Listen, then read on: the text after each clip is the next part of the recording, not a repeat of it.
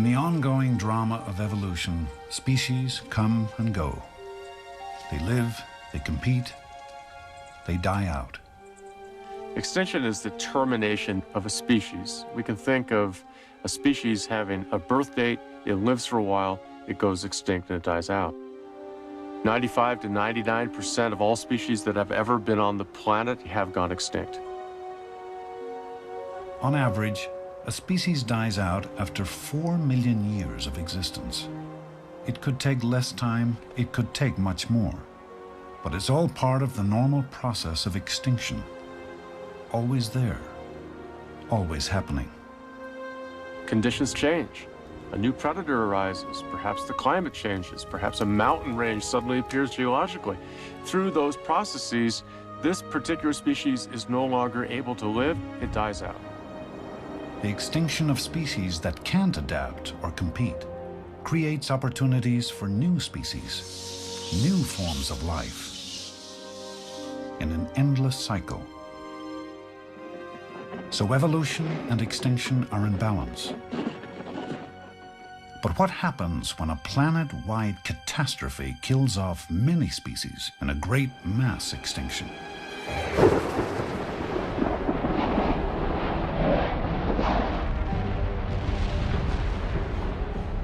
The game of evolution has changed its rules a little bit when one of these massive extinction events takes place. Suddenly, you've leveled the playing field. It was a level playing field that made our very existence possible after a mass extinction 65 million years ago. Now it's we who may be causing a new one, but this time we may not be as lucky as we face evolution's severest test.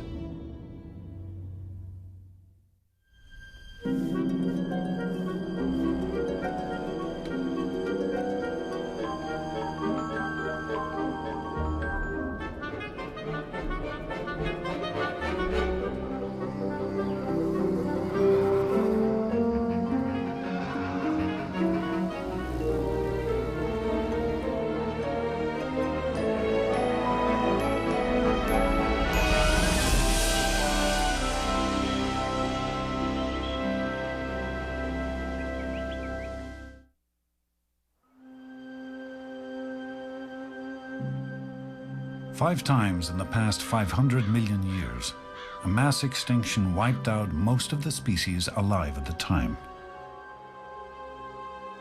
The Earth itself tells the stunning story with its geological and fossil record stretching back through time. Today, sheep roam the highlands of South Africa's Karoo Desert.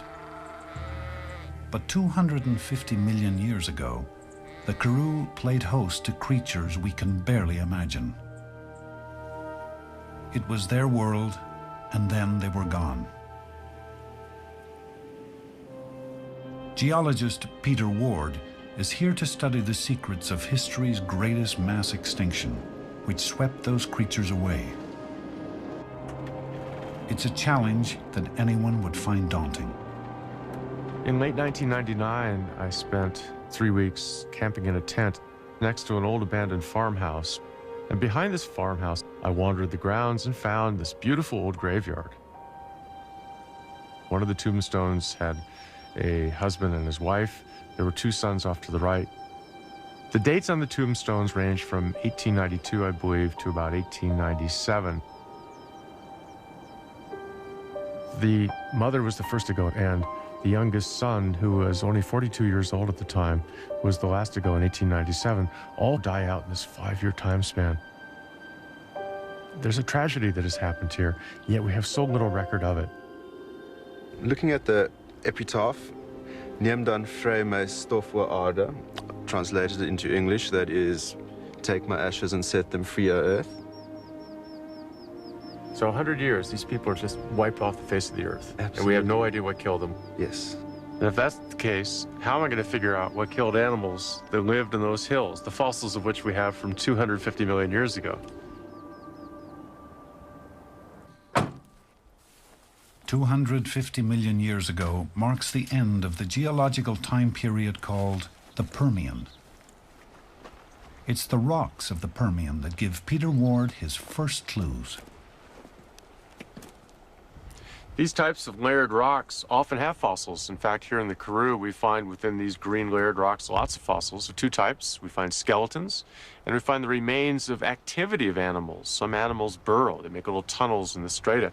As a matter of fact, there's probably one sitting right back here. This is either a bone or a burrow. Here's the piece of a burrowing organism of some sort. Some animal was living and digging through the strata. It gives us a sense that not only were there larger vertebrate creatures here, but a wide diversity of smaller animals. Sometimes they died or were killed or predators took them down. Their skeletons fall in this sediment, and we find it as fossils. At the South African Museum in Cape Town, the fossils of dozens of species have been recovered from this lost Permian world. I was walking on a farm track, and there in the middle of the farm track was this little piece of bone sticking out of the shale. Not a very exciting piece, but I took my pick and started to work around it and revealed the back of the skull here and then down towards the snout. And when finding the tusk here, this beautiful faceted tusk, I knew that I had a complete skull. Then I began the long task of uncovering the back of the skull, uncovering vertebrae after vertebrae, working down this way with the ribs beginning to develop here. After 2.5 hours to 3 hours, I knew that there was a complete articulated Lystrosaurus.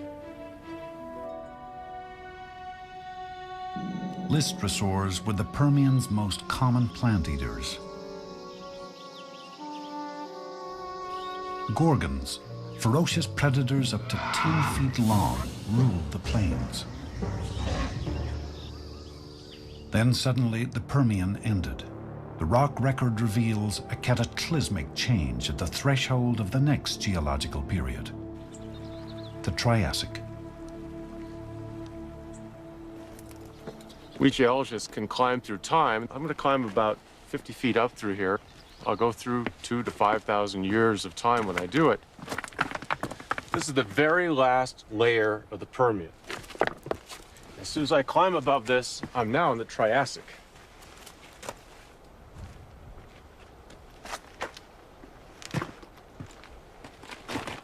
We're sitting in the very bottom beds of the Triassic. In these beds, we have no fossils whatsoever. All the Permian creatures that we saw right down there have disappeared entirely. A few of them we know survived because 1 or 2 species will be found a little higher up. But in these beds, we found nothing. Not only are there no fossils, there aren't any of the burrows or the tunnels or the traces of animal activity. We see instead layers of rock that could only have formed in the absence of animal life. So catastrophic was that mass extinction that even the small creatures have died out. It's not just the mighty, it's the meek. This place is dead. What could destroy so much? What could turn day into a seemingly endless night? It may have been a comet, as some new evidence suggests, or a combination of factors.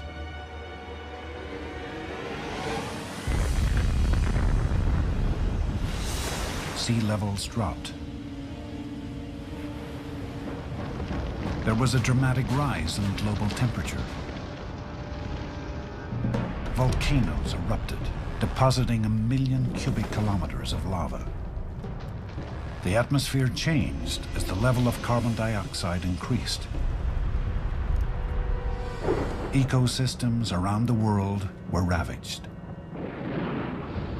Mass extinction followed. The most dramatic turn possible in the course of evolution. The Permian extinction was a time when if you were playing Russian roulette and you had a gun with 10 chambers in it, you put 9 bullets in it, spin it, put it to your head, you've got 1 chance out of 10 of surviving. In a mass extinction, when species die, they don't die alone. The collapse of one species helps bring down others. You could almost analogize that to a house of cards. Each species props up another in a sense. Because the creature that you eat is that card that is sitting under you that gives you your energy.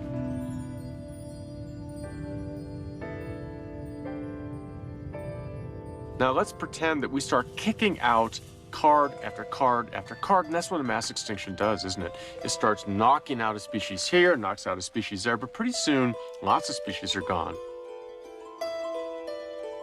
And it's not just the disappearance of species now, the whole house of cards falls down.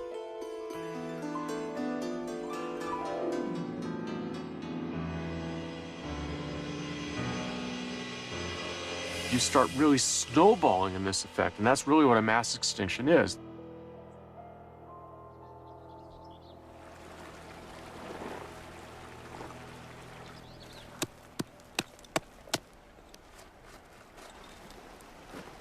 The rocks tell the extraordinary story of what happened next. Above the barren layer, new signs of life. We know that very few animals that were present prior to the extinction here survived it.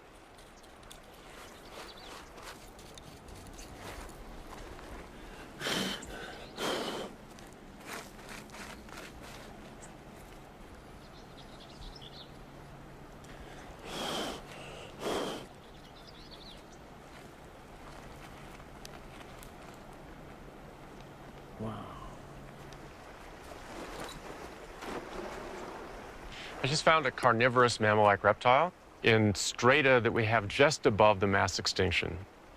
This is a creature that has survived it.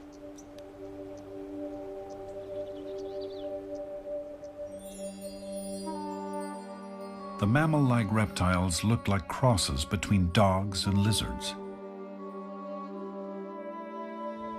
But they weren't the only survivors. Two lineages that get through have tremendous consequences later in time. Both are pretty small in size. They start evolving because the world is empty, and empty worlds really begat a tremendous amount of evolutionary diversifications. Evidence of what was to come is in one of the best fossil collections of post-extinction survivors gathered by a single family over 3 generations.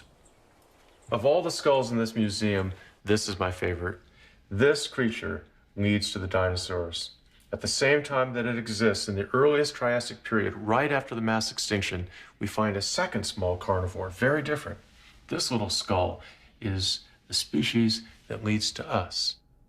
Two of these predators, the small mammal, the larger reptilian creature that becomes the dinosaurs, really duke it out in head-to-head competition.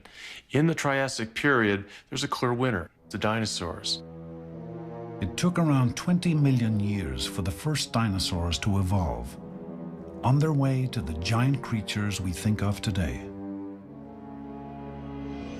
Dinosaurs get big, they're baroquely diverse with all kinds of weird adaptations, with armor, with predatory animals, with bird-like animals, the dominant animal features of the landscape. Mammals just scurry around in the shadows. They're small, shrew-like or rat-like in many ways. They look like some of the least dramatic things we have today. Michael Novacek has been fascinated by dinosaurs ever since he learned of a series of expeditions to the Gobi Desert. My personal history with the Gobi started a long time ago. I was 7 years old. There was this very dramatic explorer, Roy Chapman Andrews, who wanted to go to Central Asia to look for early humans and ended up finding a lot of dinosaurs. He wrote books about it, and kids loved those books, and I was one of those kids. In the 1930s, Roy Chapman Andrews made several trips to the Gobi. Traveling in style, he brought along 6 motor cars, a team of scientists, and 100 camels. He didn't find evidence of early humans, but he did find something far more ancient. Buried in the sandstone were 80-million-year-old dinosaur bones and eggs, and fossils of tiny mammals. Mammals were part of the dramatic finds that the Andrews expedition uncovered. They weren't the biggest things. A lot of these mammals are little nugget-sized creatures. But they were very, very important to science because at that time, we knew virtually nothing about mammals that old. Mammals so old that they lived alongside of the dinosaurs nearly 100 million years ago. The Gobi Desert is one of the most isolated places in the world. When China reopened it to foreign scientists more than a decade ago, they flooded in. Most, including members of Novacek's team, were looking for dinosaur fossils. The desert had what they wanted. More of those extremely rare dinosaur eggs. But this time, Novacek was after something even rarer. We were actually heading a little west, but en route, our gas tanker got stuck, and so we had to dig it out. And as the truck was being excavated, a few of us took a couple jeeps up to a little hill. And there I saw a mammal skull just lying on the ground. And about every 15 minutes, it seemed, someone said, "I got a mammal." And then I'd say, "I got one too." We had about 50 mammal skulls by lunchtime. We had already matched the amount that's been recovered from the Gobi entirely over a period of 7 decades.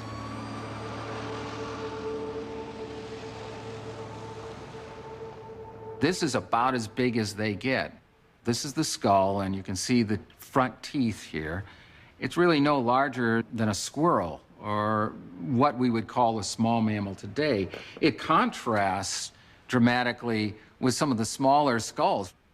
This encompasses practically the entire size range of mammals during the time of the dinosaurs. Like many of their descendants today, the mammals survived by being nearly invisible.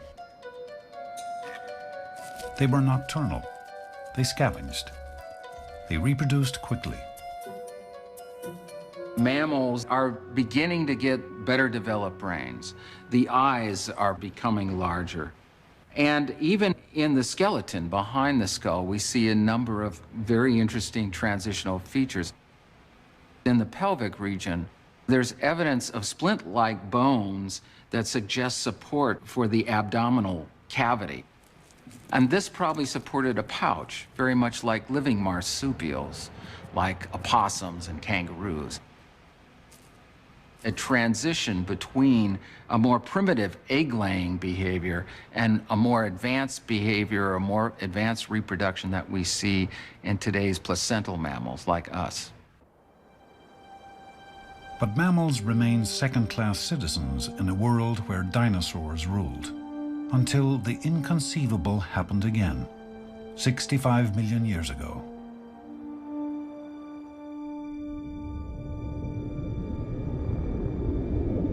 It's thought that an asteroid larger than Mount Everest reached the Earth traveling 25,000 miles per hour. The mammals were used to avoiding dinosaurs. But an asteroid was something else entirely.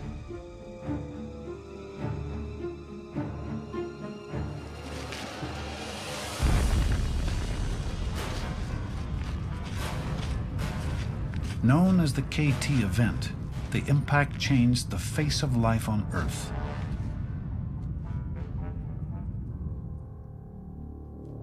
The small mammals survived, but in a landscape of death and destruction. The house of cards built since the last mass extinction collapsed. But this time, it was the dinosaurs that fell the furthest. With few places to hide, less food, and little ability to protect their eggs or young, the dinosaurs died out, while the mammals went on living.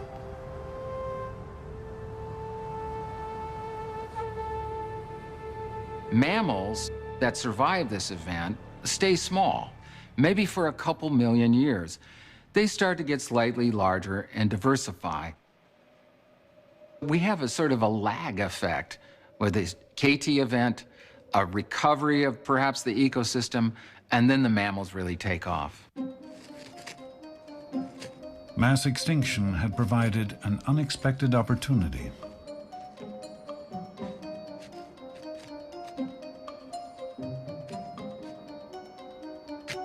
you can think of mammals after the KT event as colonizers. They first landed and made a toehold on a new land where there are lots of tremendous advantages to them, and they're not competing with these large, big, plant-eating or meat-eating dinosaurs. They spread out to all parts of the world. They competed and diversified until most of the largest animals on Earth were mammals.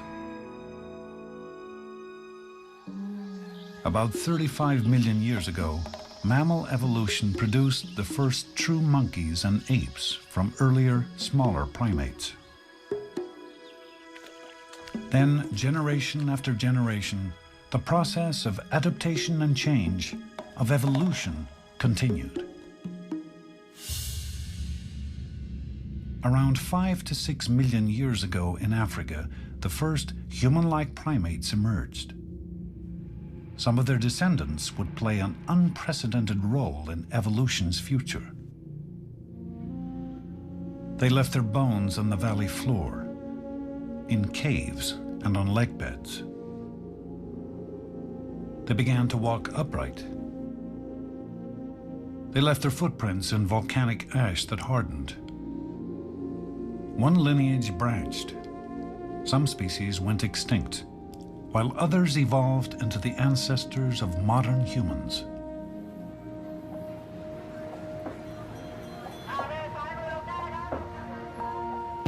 Today, the world is bursting at the seams with people. This is Bangkok, Thailand. Population 10 million and growing. There are now 6 billion of us on the planet. Even the dinosaurs would run for their lives. We have caused the rate of extinction to soar. It's now over 100 times greater than normal. Many scientists worry that we are the new asteroid, bringing about the 6th great mass extinction on Earth.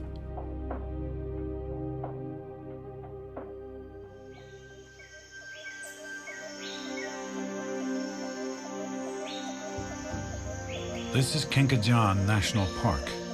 Population 0, in an area twice the size of Bangkok. From all appearances, a hidden world, unspoiled, timeless. Just 300 miles from Bangkok, it's protected by natural barriers. The Tenasserim mountain range runs through it, creating a steep, rugged terrain. The forest is dense. The Petsberry River can be difficult to navigate. But no one knows if the animals living here have found a sanctuary or have disappeared from the forest. We're in grave danger of the empty forest syndrome. Having a beautiful, seemingly intact forest on the surface, but inside that forest, the natural components which maintain the flow of energy through the system, it's disrupted. Now, people say, so what does it matter if one component's gone? What if you don't have the Sumatran rhino? What if the civet species are all gone, or other things? But each thing has evolved to play an incredibly important role within this complex puzzle. Alan Rabinowitz wants to know if Kenkajaan has escaped the escalating rates of extinction found elsewhere.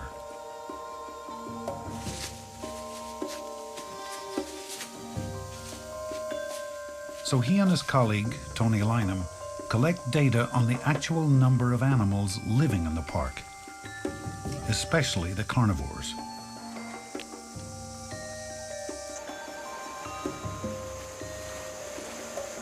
Large carnivores, such as tigers, are often the first animals to be wiped out from a system. If you go into an area and find relatively abundant sign of large carnivores, you know what you're dealing with, by necessity, is a very healthy, at least seemingly stable natural habitat. The The typical habitat works this way. Sunshine, nutrients, and water make plants grow. The plants are eaten by herbivores, which in turn are eaten by carnivores. About 100 pounds of plants generally sustain about 10 pounds of herbivore, which sustain about 1 pound of carnivore. Healthy carnivores mean a healthy forest. When Alan Rabinowitz was here last, the news about the forest was good. More than 10 years ago, I landed here in Genghijang National Park. We got down in here, and I was very pleased to see that the place was beautifully intact in terms of the vegetation, but more importantly, I was able to find tiger sign virtually everywhere I looked. I would hike through small rivers, and there'd be families of otters starting to swim around me. Elephants came to my camp at night. Gibbons sang every single morning. Hornbills flew overhead all the time. All the signs of a healthy, intact, relatively unhunted forest were there, which made it probably one of the few places in Thailand. And in fact, when I surveyed throughout the entire country at the end of the survey, it became even more clear that Genghijang was easily the most pristine, the most untouched piece of forest left in this entire country. But is it the same today? On a search for life, every stop offers more clues. Fresh elephant, nice size. His cat, small cat. The group uses well-traveled elephant paths to navigate the forest. An elephant trail is a trail that elephants are walking on constantly, and every time they walk past this vine, they just push it back this way and then push back this way, and all of the bark has started to come off. 3 other teams are in the park, each retrieving special cameras with motion sensors, which were carefully placed a month before. Called camera traps, they take a photo when triggered by an animal walking by. Batteries, I guess. The camera's taken a whole roll of film and it's rewound, so there's 36 shots taken.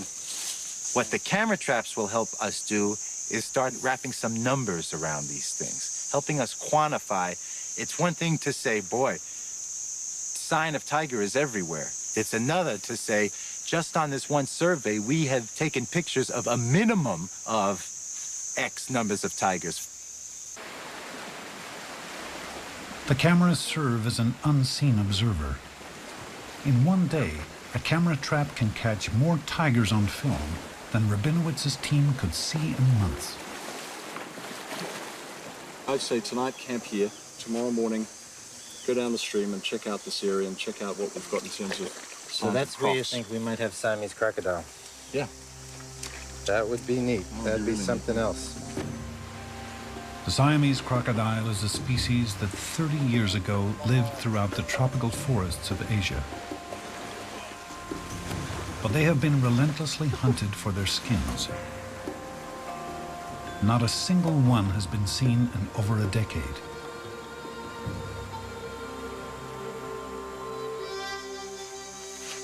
Is this it, Tony? These are some fresh ones, right? Oh yeah, those are fresh. Siamese crocodile, a species thought to be either virtually extinct or extinct in this country and incredibly endangered throughout all of its existing range. If we prove the existence of a population of Siamese crocodile in Genghijang, that in itself, apart from everything else, will make this one of the most important areas in the entire country. Over on the other side of the bank there, we saw tracks of Asiatic black bear, which is the largest bear species in Thailand, and also tracks of a large tiger. So we call this place Carnivore Corner because it's got all of the 3 carnivores. With another roll of film and sightings of carnivore tracks, the team presses on to pick up the rest of the cameras. But suddenly, there's a hitch. Camera's gone. You're kidding.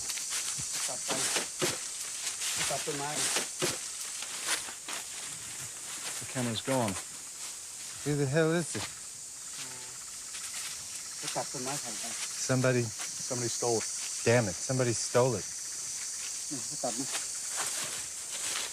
Yeah, you can see it's been cut. It's been cut right here. Somebody's come in and cut the bamboo and taken the trap. It could mean we have a thieving problem, or it could mean that this area is being more hunted than we think it's being hunted. Gone. It's gone. The camera trap is gone. Combination. Again, combination, you know. And that one? Gone. I can't believe this. This is stupid. Why is this happening? Why would they want to take the cameras? Ramifications of losing these cameras, there's a lot of ramifications. In terms of data, it's a major loss. It takes an incredible amount of planning and time and effort to even get to do an area like this. This area was chosen for its remoteness. The fact that it's quite obvious that these cameras are being both stolen and vandalized is very bad. I've never seen this in my 20+ years in the field. It looks like somebody's come along in front of the camera, taken a picture of themselves. They didn't want that to happen. So they tried to take the camera. They tried to slash the lock, but the locker's got a steel cable on it, and they couldn't take it off. So instead of taking it off, they tried to destroy the picture, destroyed the film. So they've got a knife, and they've just slammed the knife into the top of the camera. It doesn't surprise me that people are anywhere anymore in this world. I'd be more surprised if we found a spot where there really weren't any people penetrating there. It's a pool. It's a male. It's a male. It's a young male. It looks like 2 years old. A lot of people ask me why I do the work I do. There's a lot of reasons, but basically, I'm just tired of watching animals die. A fisherman from a village next to the park may have information on just how much hunting is going on.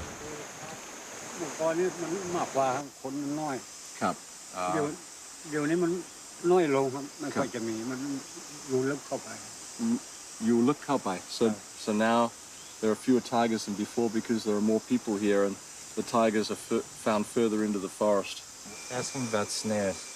แล้วลุงรู้จักคนที่ขึ้นไปหาสัตว์ดักสัตว์ไหมครับ ไม่มี Says that they don't use snares, that they don't hunt, that there's no hunting. It's probably the truth is somewhere a little probably in between.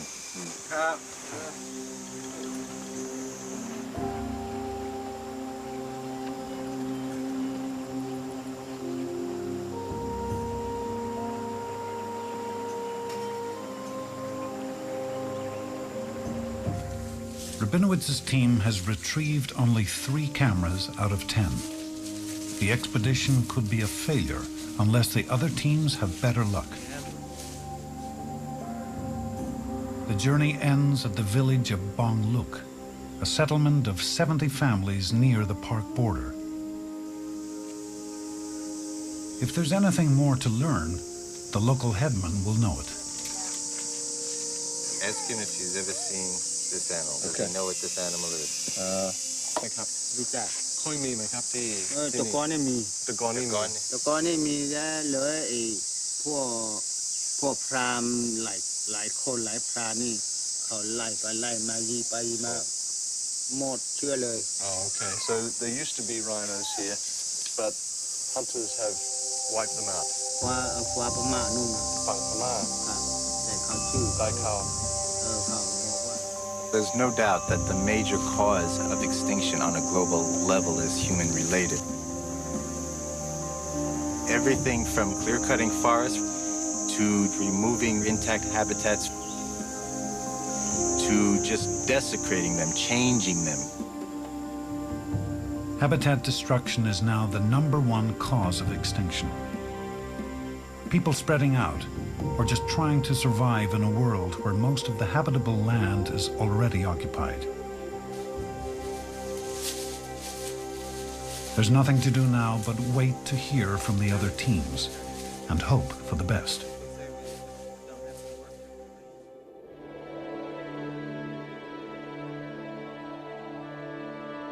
Thailand isn't alone. Hawaii is another once isolated place. For centuries, it's had to battle the number 2 cause of extinction: biological invaders, foreign species that can overwhelm native life. Born of lava from undersea volcanoes, the Hawaiian Islands were barren at first, and every species was an invader. The ocean swept in life. Spiders lifted into the air by their own webs were carried here. Birds arrived on the back of storms, carrying animal hitchhikers and the seeds of plants. Thousands of visitors made it by sea or by air and evolved into species that were found nowhere else on Earth. With little competition and few predators, they had found a paradise. But now the paradise is under siege. Paleoecologist David Burney, here with his son, is exploring the Hawaiian island of Kauai to better understand what happened after the Polynesians arrived around 600 AD. I'm trying to find sites that really give a general picture of what the whole landscape was like, where you have a record of plants and animals and human activity and everything that you could possibly reconstruct about the whole landscape. What I call my poor man's time machine. Gone. The time machine is a sinkhole where mud and water have preserved 10,000 years of Hawaiian evolution. With 2 small generators and hoses, Burney drains it every day. I like to think of it as sort of like trying to open a window into the past, downward into the past. In order to get all of these different kinds of fossils that would give you details of nearly everything that was there, we often recover a very large amount of very well-preserved material, including, in this case, for instance, bones of a number of birds and snails, possibly even a few plants that were unknown to science. It's a tedious, messy job, but the mud preserves the evidence perfectly. In a given day, Burney carries 1,000 pounds of sediment out of the sinkhole. Volunteers then wash, screen, and pick through it for fossils and artifacts. As soon as the Polynesians get here, we see evidence in the sediments for big changes. That's because the Polynesians didn't come alone. They brought with them biological invaders, plants, dogs, pigs, rats, new predators that fed on and displaced Hawaii's native species. Ah, there's one of our culprits. Jawbone of the Pacific rat, probably about 1,000 years old. Once we start finding these, a lot of the native species start rapidly disappearing. The sediment tells the tale. Over the ensuing 1,000 years or so, the human population grows. You know, at first we were talking about a relatively small number of people who came in outrigger canoes. Couldn't have been that many. But over time, the population on this island in prehistoric times built up to probably something like the population of the island today. There were a lot of people here. People have a big job transforming the landscape, cutting down trees, burning off the grasslands and the brushlands. And as a result of these impacts, then smaller creatures began to go extinct. At the time that Captain Cook arrived, the wave of biological invasions really crested. Suddenly there are all these goat bones and goat teeth in that layer. Suddenly there's a lot fewer birds and trees around. The Polynesians brought only a small number of species with them. Europeans have brought hundreds and hundreds of species. We're now to the point where there are about 1,000 native species of plants in the Hawaiian Islands and over 1,000 naturalized invasive species, things that have been introduced by people. The evolution has now entered a new mode. Something new altogether is happening, and it has to do with what humans do to the evolutionary process.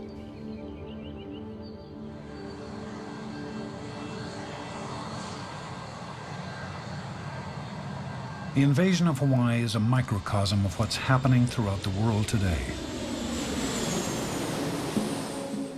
At any moment, 100,000 people are suspended in planes over the Atlantic Ocean, traveling from one continent to another. Cargo is sent to the furthest corners of the Earth in a matter of days or even hours. And with it comes other, smaller passengers who are not going to get back on the plane and go home. In ships, ballast water is taken up in one port and discharged in another. With it comes invasive species like the zebra mussel, which arrived in the United States in 1988. Quick to reproduce, these 2-inch-long mollusks encrust spawning grounds, clog water pipes, and consume plankton, which native fish and mussels need to survive. In the past decade, the US government has spent $4 billion trying to control them. Many animals and plants that find their way in can easily adapt to new environments and flourish. Some of them don't cause problems, but there are others we'd rather were not so good at sneaking in. In our new interconnected world, the invasive species we carry with us are dramatically increasing the rate of extinction of native life. Some of these animals were brought in by private individuals as pets. Some were brought in either for resale as far as food products. And some of these actually stowed away on some of our aircrafts and ships that arrived here in Hawaii. The brown tree snake is one of them. Originally from New Guinea, it can grow up to 11 feet long.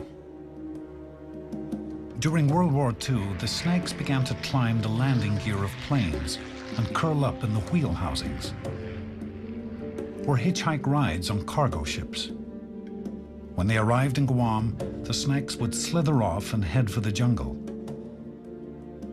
Then they would climb trees in search of food. The eggs of the native birds were easy targets, and 9 of Guam's 11 forest bird species were driven to extinction. Hawaii's Department of Agriculture now has to use trained beagles to sniff out the snakes. Where is it? No. This time, it's a test for training. But the next time, it will be for real. The last brown tree snake that showed up here was found in wheel well of a Continental Micronesia 747 aircraft that arrived the day before from Guam. It does show that the snakes are getting up there. The main word for the Hawaii Department of Agriculture is that the brown tree snake becomes established in Hawaii. Hawaii leads the nation in the amount of endangered species. Okay? Many of those species are birds. Okay? If Hawaii loses our native birds, we also lose a lot of our native plants. And the whole ecosystem in Hawaii will be affected forever. And the paradise we know might not be around in years to come.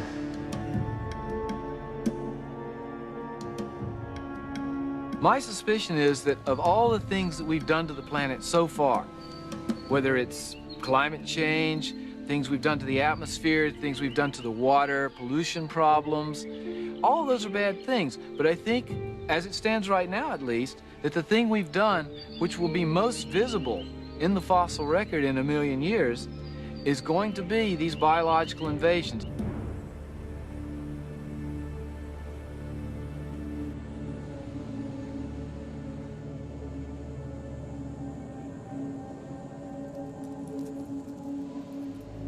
Scientists have a term for biological invaders.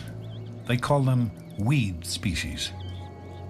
Like weeds, they survive and adapt almost anywhere and push out the native competition. They are the ultimate survivors. There's quite a bit of speculation and theorizing about why invaders seem to be so successful in moving into a new area. The animals that tend to invade are more mobile, maybe more adaptive to more general changes in habitats, more flexible with environmental change. That confers some kind of competitive advantage. Of all the weed species on Earth, we are the most mobile, the most adaptable, and the most flexible by far. The good news is, we'll probably be around for a long time. The bad news is, the world around us may be very different. As the rate of extinction accelerates, every species that disappears leaves one less to prop up others. So the question is, in our own modern world, with our own house of cards, how close are we to that whole edifice coming down? Have we reached that threshold?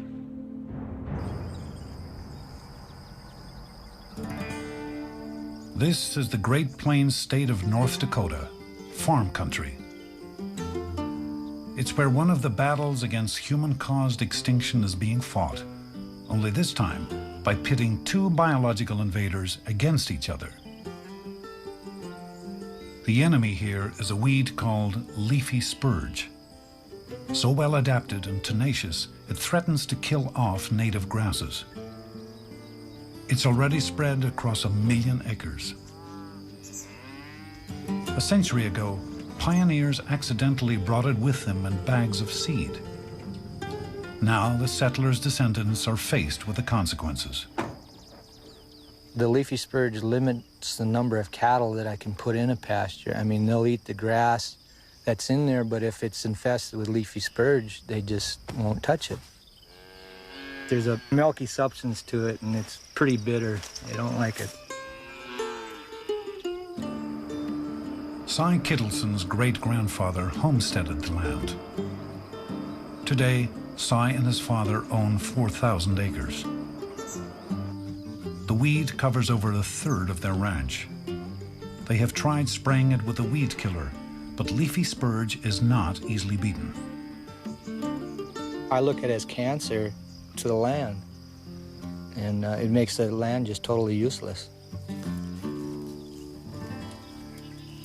The chemicals cost between $90 and $100 a gallon, and it takes about a gallon to cover 1 acre of land. And so that's $100 an acre, and that's not counting your time. And that's about all the land is worth. How many acres would that cover? Chuck Weiser, the local bank's agricultural loan officer, understands the financial toll of a biological invasion. You know exactly where that is. He has battled leafy spurge in one way or another for 25 years. A leafy spurge is a very deep-rooted perennial that is competitive for nutrients and moisture with our native grass, and so it has an advantage both in food storage in its root system and ability to regenerate growth. If a chemical won't stop it, how can farmers fight an invader that's taking over the ecological niche of native grasses? The solution may be another invader, discovered when scientists learned what kept leafy spurge in check in its native Russia. It's the flea beetle, a case of fighting evolutionary fire with fire.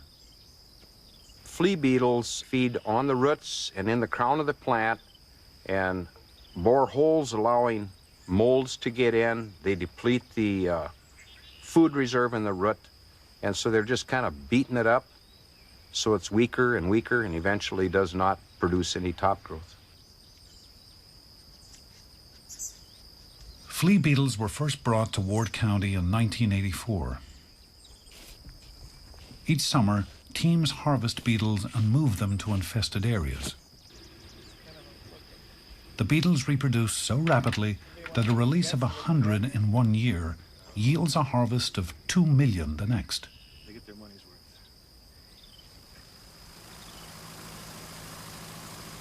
That just leaves the challenge of actually getting them to the right place.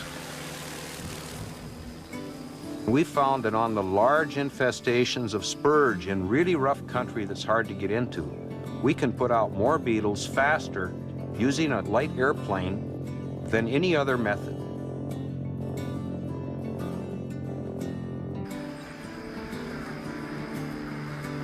Our flight today consisted of 150 canisters we dropped with approximately 5,000 beetles in a canister. We put out somewhere around 750,000 beetles. Weeds grab life from us. If we don't do something, we'll be taken over by them. It started out small, and now every spring now I go out and harvest these bugs and spread them around, and I can really see some good results with it now. It's going to take a while. It's going to take a long time, but I can see the results. The story of Cy's farm is a story of hope. It means that we can do more than just watch native species go extinct. We can fight back, but that requires information we may not have.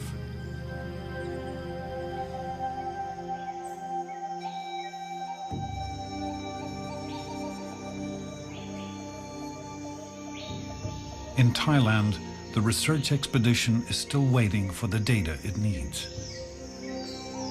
Will the scientists discover that it's already too late for Kenkajaan? Has it become an empty forest?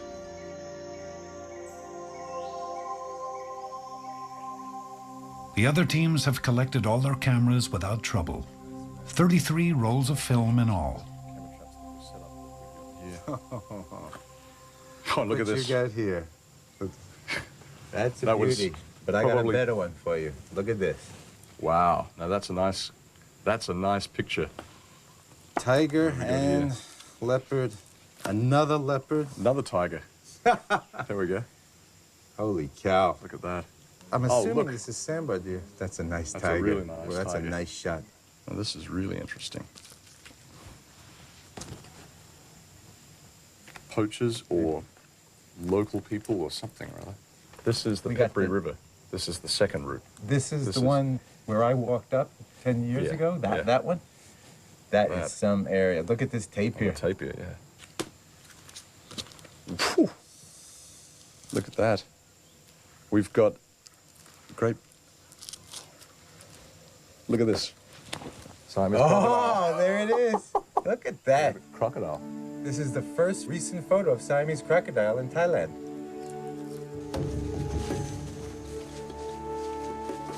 While we were sleeping, while we were walking, while we were swimming in the river, all these animals were wandering around us. The tigers were walking around us, the leopards. The Siamese crocodile might have been in the water at another part of the stream at the same time we were jumping in and cooling off. It was definitely near us when we were standing on its beach. I know the tigers heard us. Probably several saw us. I know that the elephants froze there in the forest and we went by as if, wow, what a neat forest. There are still places left where the natural evolutionary processes are going on.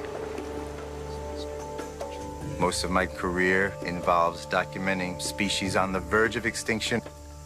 But every now and then, you get a place like this, and you say, it's not lost yet. It's not gone yet. Really? That close? Knowledge is definitely our greatest tool against extinction. There is no doubt about it. Many species are on a very quick downward slide, possibly to extinction, faster than they would be normally because of human-related activities. But we're not at an end point here by any means. We're still in the middle of a completely complex changing scenario. Evolution is going on around us. If we can slow the rate of human-caused extinction and avoid a mass extinction by our own hands, then the natural cycle of death and life, extinction and evolution, can play itself out at its own speed as we try to learn more about it. In 1859, Charles Darwin wrote, "We need not marvel at extinction. If we must marvel, let it be at our own presumption in imagining for a moment that we understand the many complex contingencies on which the existence of each species depends. The appearance of new forms and the disappearance of old forms are bound together."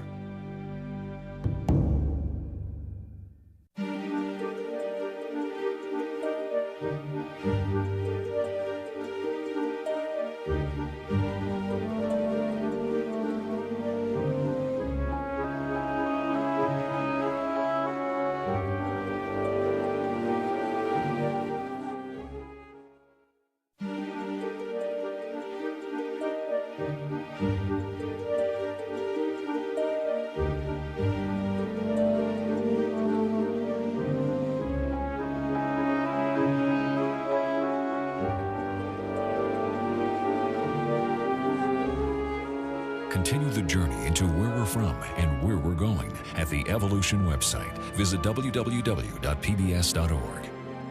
The 7-part Evolution boxed set and the companion book are available from WGBH Boston Video. To place an order, please call 1-800-255-9424.